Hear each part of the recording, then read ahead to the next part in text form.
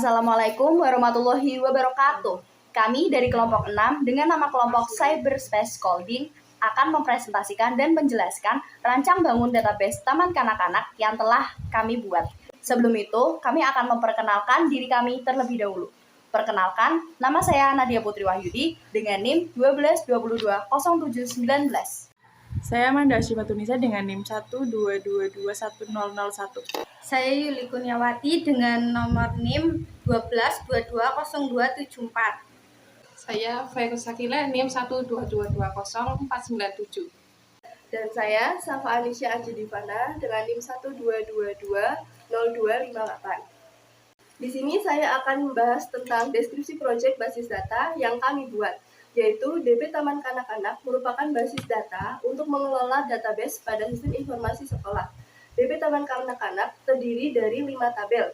Yang pertama, ada tabel murid, tabel guru, tabel kelas, tabel pendaftaran, dan tabel daftar ulang yang dibangun serta dikelola dalam DBMS MariaDB.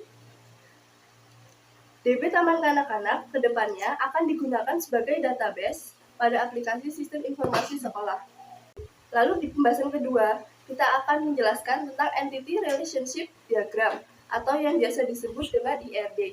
Merupakan salah satu model untuk menjelaskan hubungan antar data dalam basis data yang mempunyai hubungan antar relasi dan digunakan beberapa notasi dan simbol untuk menggambarkan model struktur data dan hubungan antar data. Lalu selanjutnya ada ilustrasi IRD dari database Taman Kanak-Kanak yang kami buat. Yang pertama, ada tabel murid yang berelasi dengan tabel pendaftaran, atau bisa diilustrasikan murid melakukan pendaftaran. Lalu yang kedua, ada tabel pendaftaran yang berelasi dengan tabel daftar ulang, atau yang diilustrasikan murid yang telah melakukan pendaftaran akan melakukan transaksi daftar ulang. Lalu ada tabel daftar ulang yang berelasi dengan tabel kelas, atau yang diilustrasikan dengan murid yang telah melakukan daftar ulang akan mendapatkan kelas. Lalu yang terakhir ada tabel kelas yang berelasi dengan tabel guru, di mana murid yang telah mendapatkan kelas akan dibimbing oleh guru. Lalu selanjutnya saya akan menjelaskan logika record structure atau yang biasa disebut dengan LRS. Merupakan representasi dari struktur record pada tabel-tabel database yang digunakan untuk menyimpan informasi dalam sebuah file untuk mempermudah pengolahan data, di mana tabel murid yang memiliki primary key ID murid akan berelasi dengan foreign key di tabel pendaftaran. Lalu, tabel pendaftaran yang memiliki primary key Notepad akan berelasi dengan foreign key di tabel daftar ulang. Lalu, tabel kelas yang memiliki primary key KD kelas akan berelasi dengan foreign key di tabel daftar ulang. Dan yang terakhir, ada primary key di tabel guru dengan ID guru yang berelasi dengan kelas dan pendaftaran. Selanjutnya ada spesifikasi file. Spesifikasi file pada database Taman Kanak-Kanak PSI Safin adalah sebagai berikut. Yang pertama ada tabel murid. Atributnya ada ID anak, kode kelas, nama lengkap, TTN, usia, not telepon, alamat, nama ayah, nama ibu, dan jenis kelamin. Yang kedua ada tabel kelas. Atributnya ada kode kelas, ID guru, nama kelas, dan kapasitas. Primary key-nya ada kode kelas dan foreign key-nya ada ID guru. Yang ketiga ada tabel guru. Yang atributnya ada ID guru, NIP, nama, jabatan, dan alamat guru. Primary key-nya ada ID guru. Selanjutnya ada tabel pendaftaran. Atributnya ada nomor pendaftaran, ID anak, ID guru, tanggal daftar ulang, dan masa berlaku. Primary key-nya ada nomor pendaftaran, dan foreign key-nya ada ID anak dan ID guru. Yang terakhir ada tabel daftar ulang. Atributnya ada nomor pendaftaran, kode kelas, tanggal daftar ulang, dan masa berlaku. Foreign key-nya ada nomor pendaftaran dan kode kelas. Selanjutnya ada implementasi basis data.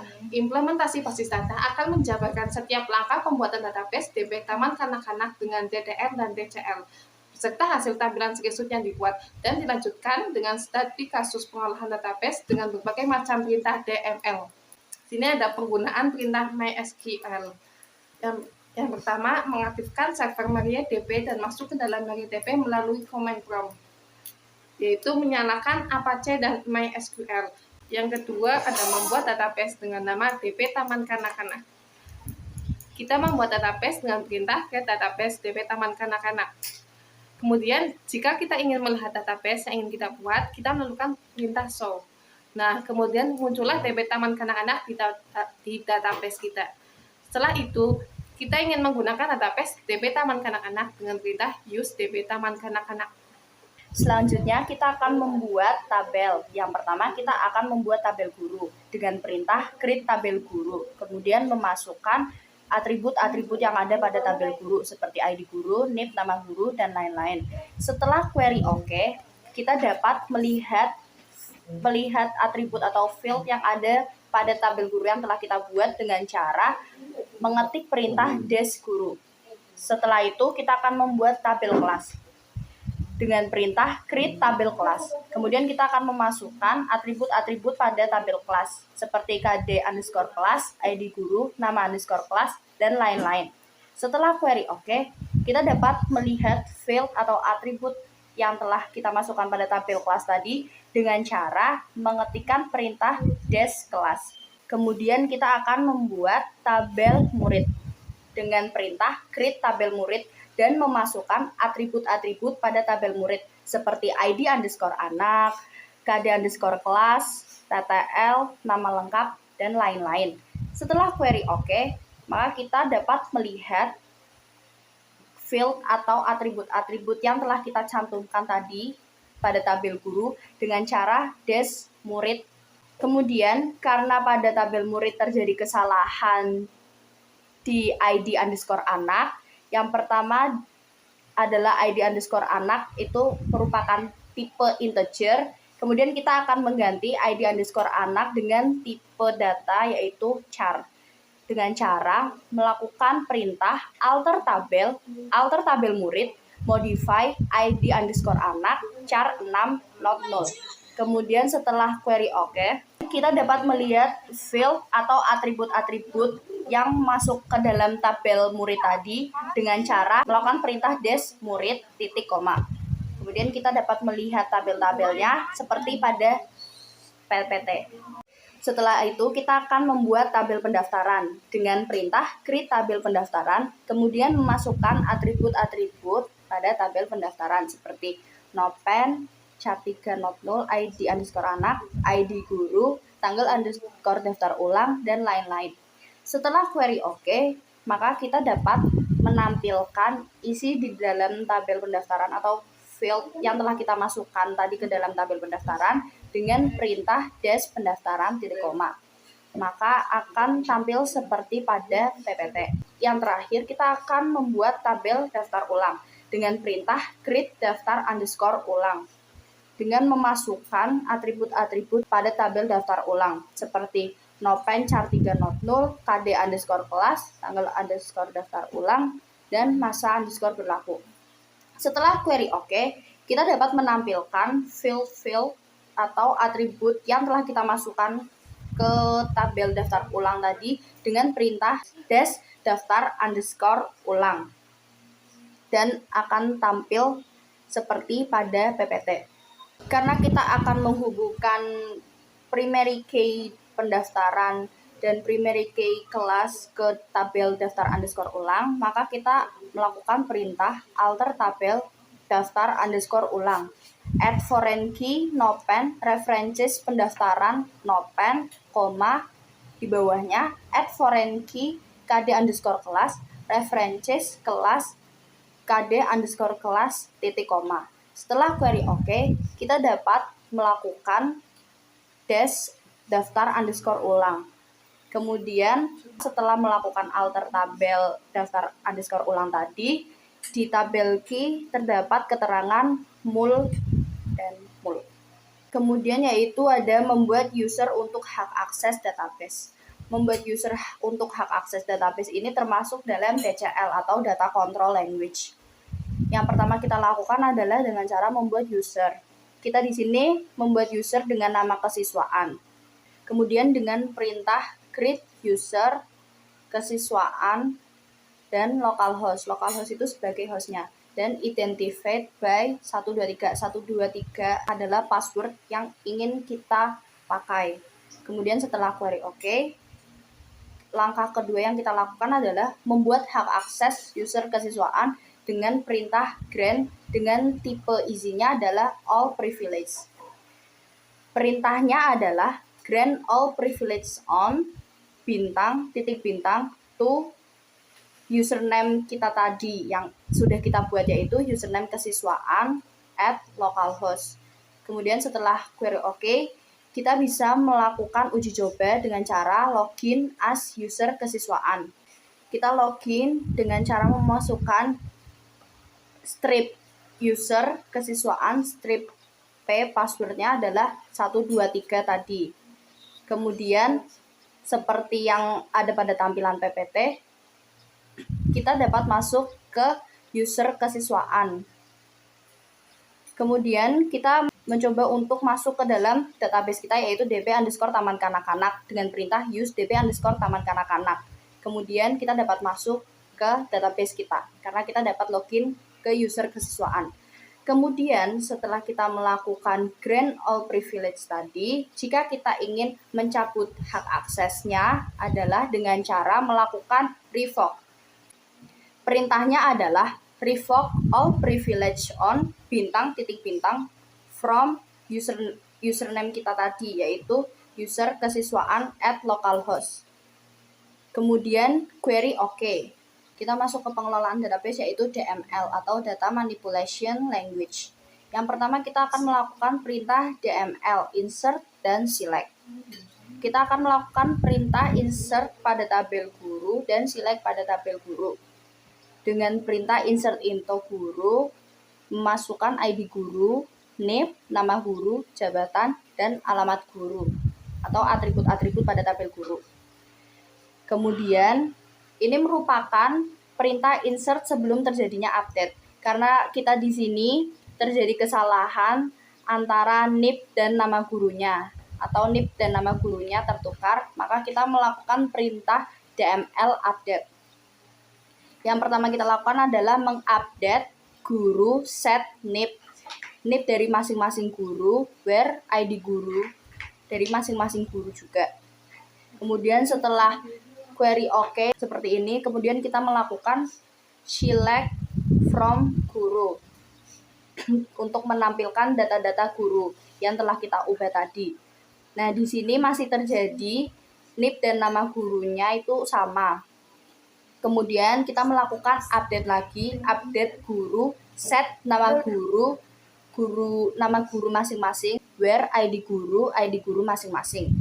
Setelah query OK, maka tampilannya seperti nomor 2, yaitu perintah select pada tabel guru. Ini adalah setelah kita melakukan update NIP dan setelah kita melakukan update nama.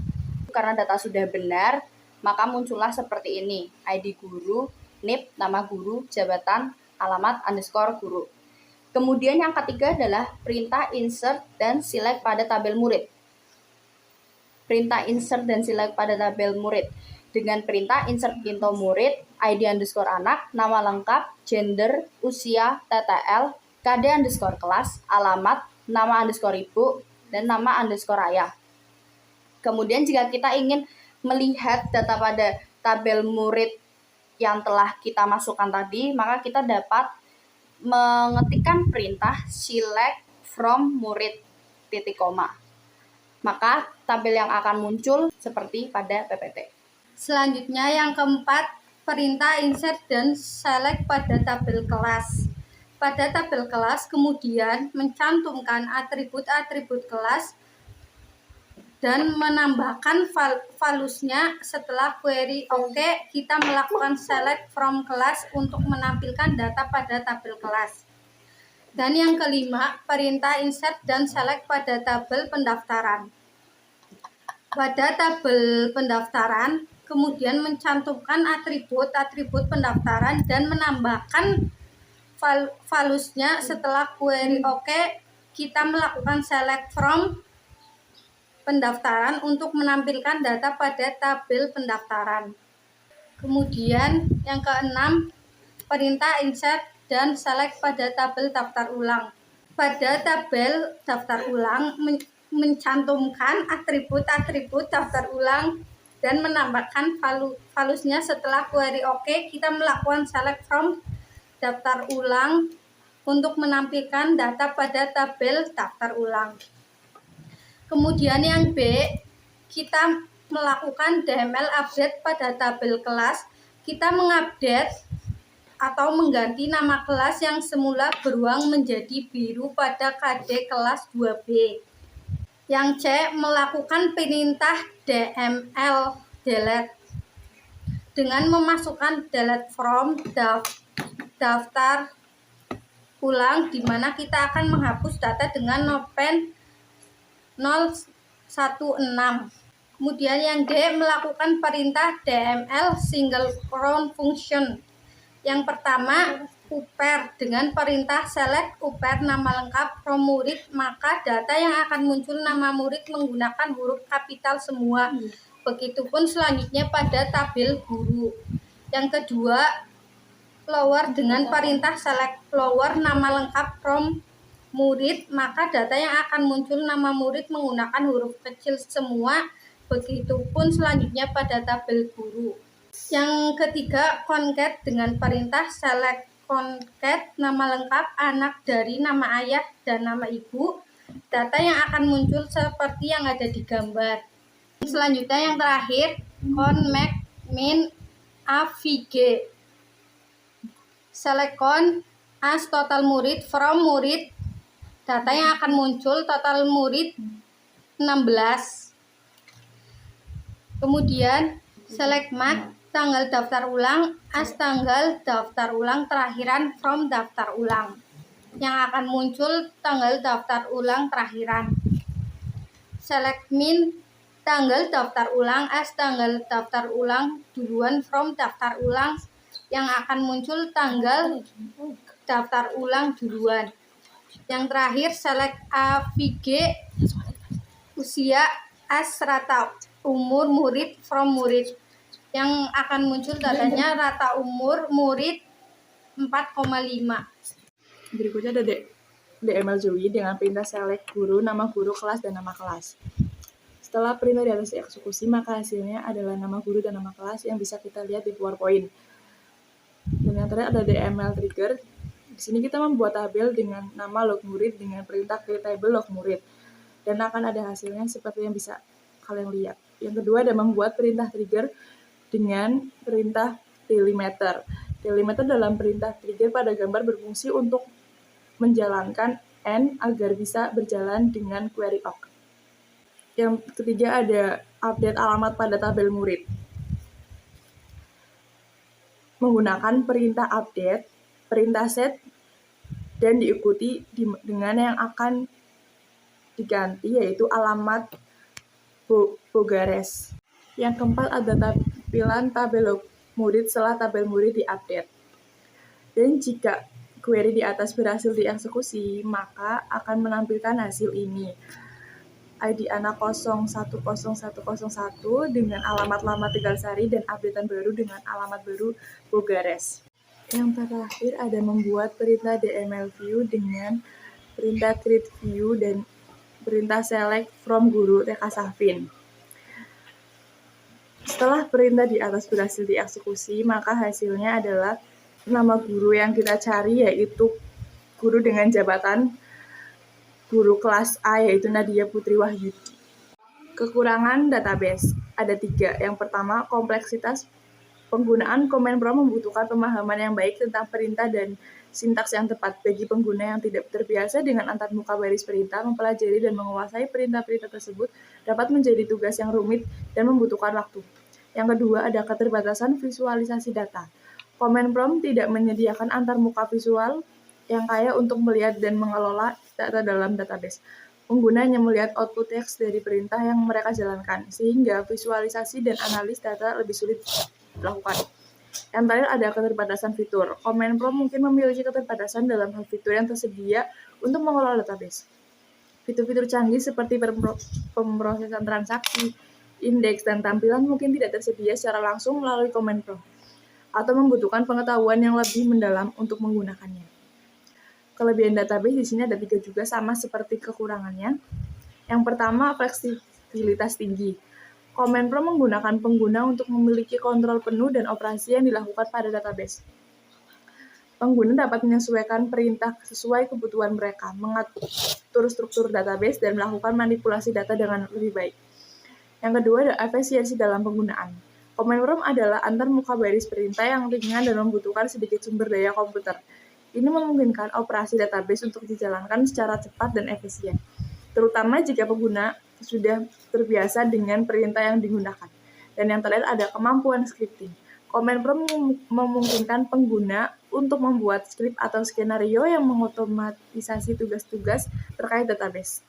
Dengan menggunakan skrip, pengguna dapat melakukan operasi berulang dengan mudah dan meningkatkan efisiensi kerja mereka. Yang terakhir ada kesimpulan. Kesimpulannya adalah menggunakan Kemenpro untuk membuat database memiliki kelebihan dan dalam fleksibilitas tinggi, efisiensi penggunaan, dan kemampuan scripting. Namun, kompleksitas penggunaan, keterbatasan visualisasi data, dan keterbatasan fitur perlu diperhatikan. Penting bagi pengguna untuk mempertimbangkan kebutuhan spesifik mereka, tingkat keahlian, dan tujuan penggunaan database sebelum memutuskan untuk penggunaan Kemenpro sebagai metode pembuatan database. Sekian presentasi dan penjelasan dari kelompok kami. Apabila ada salah kata, mohon dimaafkan. Wassalamualaikum warahmatullahi wabarakatuh.